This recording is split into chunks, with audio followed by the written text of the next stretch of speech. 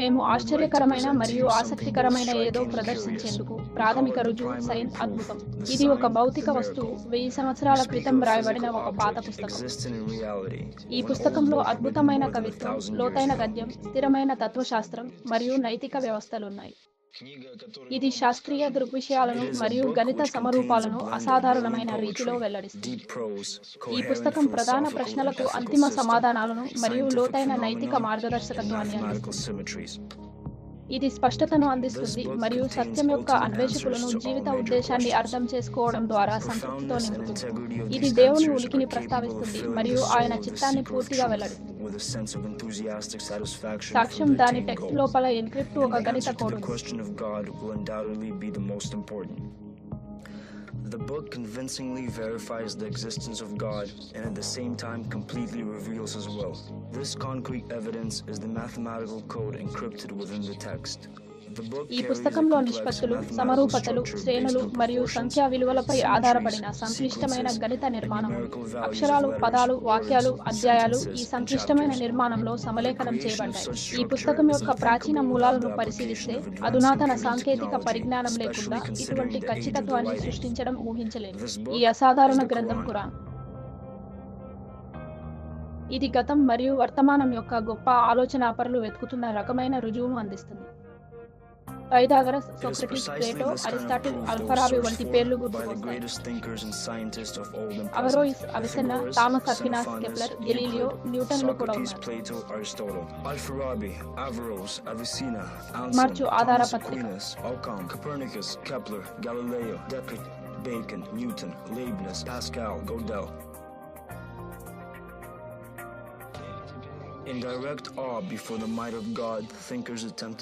కారణం ఉపయోగించి వారు దైవిక జాడల కోసం ప్రపంచాన్ని అన్వేషించారు. వారి ప్రయత్నాలు చాలా సాధించాయి మరియు ఈ రోజు మనం నివసిస్తున్న ప్రపంచాన్ని ఆకృతి చేశాయి. వారి కృషి ఆలోచనలో, జీవన శైలిలో, శాస్త్రీయ విజయాలలో విప్లవాత్మక మార్పులకు దారితీసింది. ఈ రచనలు సైన్స్ మరియు టెక్నాలజీ రంగాలలో విపరీతమైన పురోగతిని తెచ్చాయి. ఏదేమైనా మేధావులు జ్ఞానాన్ని దాని సొంత ప్రయోజనం కోసం అన్వేషించలేదు. దేవుని ఉనికికి తార్కిక, నమ్మదగిన మరియు ధృవీకరించదగిన సాక్ష్యాలను కనుగొనడం వారి ప్రధాన లక్ష్యం. ఖురాన్లోని మొదటి వచనంతో ప్రారంభిద్దాం. ఇందులో ఆంపారసార్లు కనిపిస్తుంది. బిస్మిల్లా అనే శ్లోకం ఖురాన్లో ఎక్కువగా పునరావృతమవుతుంది. ఇది అనువదించబడింది అల్లాహ్ పేరుతో, చాలా దయగల, చాలా దయగల. In the name of God, most gracious, most merciful. Bismillah అనేది గణిత దృగ్విషయాలకు ఒక పరిపూర్ణ ఉదాహరణ. ఈ పదబంధం 8 అక్షరాలను కలిగి ఉంది. అరబిక్ తెలియకుండా కూడా ధృవీకరించడం సులభం. 1 2 3 4 5 6 అక్షరాలను లెక్కించడం 1 2 3 9 వరకు. 10 11 12 13 14 15 16 17 18 19. ప్రతి అక్షరానికి ఒక సంఖ్యా విలువ ఉంది. వీటిని కలపడం ద్వారా ప్రతి పదం యొక్క విలువలు ఇవ్వబడతాయి. 10 66 329 మరియు 289. Their value 102, 66, 329 and 289. Total numerical value of all words అన్ని పదాల యొక్క మొత్తం సంఖ్యా విలువ 76. బిస్మిల్లా అనే పదానికి 4 పదాలు, 19 అక్షరాలు, మొత్తం విలువ 76. 19 letters. Total numerical value of Bismillah is 786. 76 అనే 6 అంకెల సంఖ్యను 9తో విభజించవచ్చు. ఒక అవశేషం లేకుండా మరింత విశ్లేషించడానికి లేదు. మేము క్రమాన్ని తిరిగి వ్రాస్తాము. బిస్మిల్లాలోని పదక్రమం, తర్వాత ప్రతి పదంలోని అక్షరాల సంఖ్య. ఈ శ్రేణి 8 అంకెల సంఖ్యను ఏర్పడుతుంది. ఇది 9 ద్వారా విభజించబడుతుంది.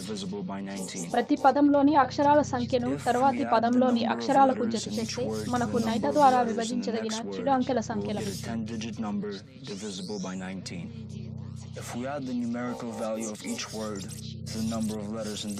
ప్రతి పదం యొక్క సంఖ్యా విలువను దాని అక్షరాల సంఖ్యతో కలిపి 9 ద్వారా విభజించదగిన పిత్రి అంకెల సంఖ్యను ఏర్పరుస్తుంది. వరుస పదాల యొక్క సంఖ్యా విలువలను కలపడం ద్వారా 9 ద్వారా విభజించదగిన శక్తి అంకెల సంఖ్యను ఉత్పత్తి చేస్తుంది. చివరికి ప్రతి పదంలోని అక్షరాల సంఖ్యను వ్రాయడం, ఆ పదంలోని ప్రతి అక్షరం యొక్క సంఖ్యా విలువ, ఆపై పదం యొక్క మొత్తం సంఖ్యా విలువ 9 ద్వారా విభజించదగిన 48 అంకెల సంఖ్యను సృష్టిస్తుంది. divisible by 19. ప్రతి అక్షరం యొక్క సీక్వెన్స్ నంబర్ 1 నుండి 90 వరకు దాని సంఖ్యా విలువకు జోడించినట్లయితే మనకు 62 అంకెల సంఖ్య లభిస్తుంది. ఇది 90 ద్వారా విభజించబడుతుంది. We will get a 62-digit number divisible by 19. మొదటి చూపులో ఇది మానిప్యులేషన్ లేదా తెలివైన ట్రిక్ అని అనిపించవచ్చు. ఇటువంటి సందేహం సహేతుకమైనది మరియు తెలివైన మనస్సును ప్రతిబింబిస్తుంది. నమూనాలను, పదాలు లేదా వాక్యాలు కూడా జాగ్రత్తగా వాటి విలువలను సర్దుబాటు చేయడం ద్వారా సృష్టించడం సాధ్యమే. అయితే అలా చేయడానికి గణనీయమైన సమయం, ప్రయత్నం మరియు గణిత నైపుణ్యం అవసరం. It is possible to create patterns in words, even sentences, adjusting their values accordingly. This will take lots of time and mathematical skills. History knows of such examples.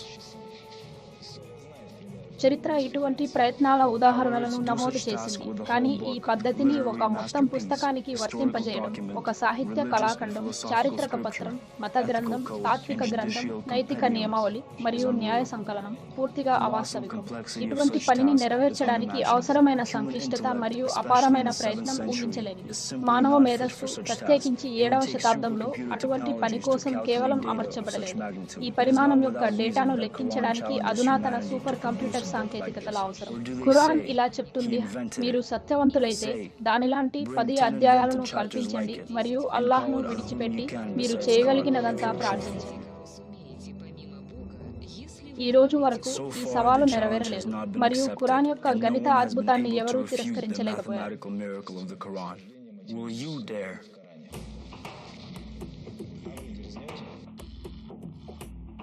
Quran యొక్క గణిత అద్భుతం గ్రంథం యొక్క సంరక్షణ మరియు ప్రామాణికతకు హామీ ఇస్తుంది. ఇది ఖురాన్ యొక్క దైవిక మూలం యొక్క తిరస్కరించలేని ధృవీకరణగా నిలుస్తుంది. 11వ అధ్యాయం యొక్క 3వ వచనం ఇలా చెబుతుంది. దానిపై 19 ఉన్నాయి. సూరా అల్-ముదత్తిర్ 7. మీరు ఖురాన్లో మరింత గణిత దృగ్విషయాలను అన్వేషించాలనుకుంటున్నారా? ఈసారి సంక్లిష్టమైన లెక్కింపులు లేకుండా. సరే, నిరూపితమైన మరియు ధృవీకరించబడిన వాస్తవాలు మాత్రమే. వాస్తవం జత మరియు అసమాన ద్వారా 18వ అధ్యాయం 3వ వచనం మన దృష్టిని ఆకర్షిస్తుంది. ఇది ఒక ప్రయోగం యొక్క సంభావ్యతకు దారితీస్తుంది. ఖురాన్ 14 అధ్యాయాలను కలిగి ఉంది. ప్రతి అధ్యాయంలో ఒక నిర్దిష్ట సంఖ్యలో శ్లోకాలు ఉన్నాయి. మొత్తం 100 సీక్వెన్స్ నంబర్లు 65 ఉన్నాయి. మొత్తం ఖురాన్ శ్లోకాల సంఖ్య 65. 114 అధ్యాయాలు గల ఖురాన్, వాటిలో సగం అసమాన సీక్వెన్స్ నంబర్లు ఉన్నాయి. వాటిలో సగం కూడా సీక్వెన్స్ నంబర్లు ఉన్నాయి. యొక్క సమానత్వం మరియు విచిత్రత ఆధారంగా అధ్యాయాలు నిర్వహించడానికి లేదు. వాటిలోని శ్లోకాల సంఖ్యను, వరుస సంఖ్యలను పరిశీలిద్దాం. మనకు 4 వర్గాలు మిగిలి ఉన్నాయి. మొదటి వర్గం 2 అసమానతలు. ఈ వర్గంలో అసమాన శ్రేణి సంఖ్యలు మరియు అసమాన సంఖ్యలో శ్లోకాలు ఉన్నాయి. రెండవ వర్గం 2 ఈ వర్గంలో జత వరుస సంఖ్యలు మరియు జత పరిమాణాల శ్లోకాలు 2 ఉన్నాయి. మూడవ వర్గం జత అసాధారణం. ఇక్కడ క్రమ సంఖ్య సమానంగా ఉంటుంది మరియు శ్లోకాల పరిమాణం అసమానంగా ఉంటుంది. 4వ వర్గం అసమాన సమానం, వరుసగా మరియు చివరకు అసమాన సమాన వర్గం, ఇక్కడ ప్రతిదీ సరిగ్గా వ్యతిరేకం. ఇప్పుడు కేటగిరీలను సమూహాలుగా కలుపుతాం. ఇక్కడ మనకు క్రమ సంఖ్యలు మరియు శ్లోకాల పరిమాణం సరిపోయే అధ్యాయాలు ఉన్నాయి, సమానంగా లేదా అసమానంగా.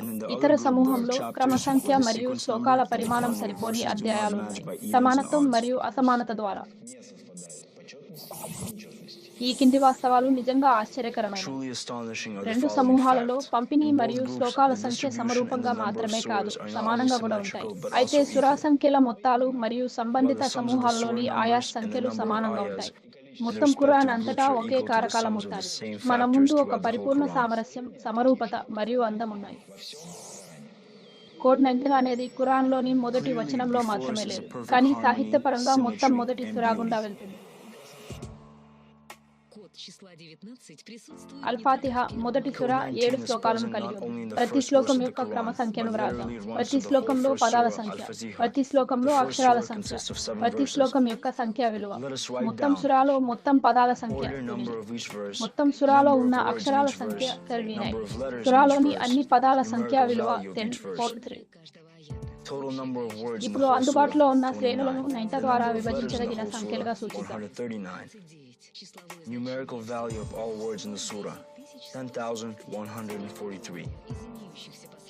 Now let us represent available sequences as numbers which are divisible by 19. చివరికి మేము తేనె నమూనాలను పొందుతాము. ఇవి నంత ద్వారా విభజించబడతాయి.